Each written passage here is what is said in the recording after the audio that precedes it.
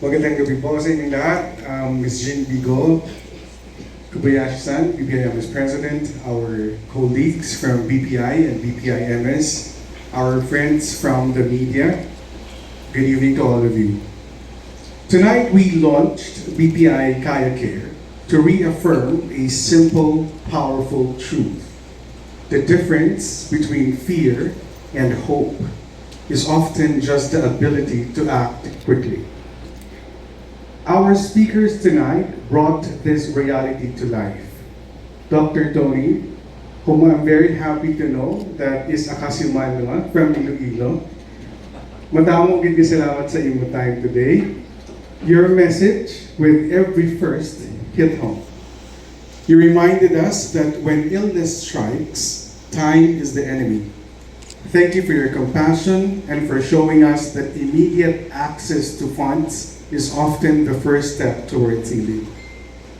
To Connie, thank you for your bravery. Thank you for sharing your story. You shattered the myth that protection is only for medical bills.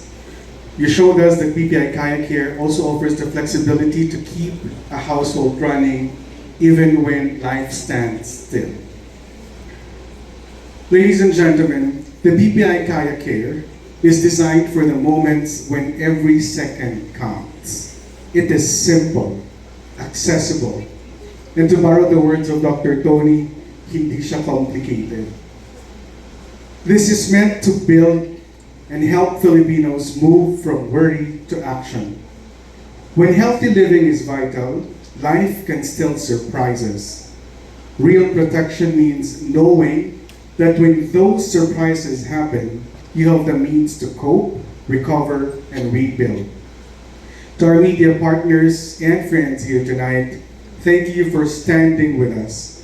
Let's ensure that this message reaches every Filipino household. Let's tell them that with preparation, hope is always possible. Hindi na po kailangang mangamba ng bawat pamilya.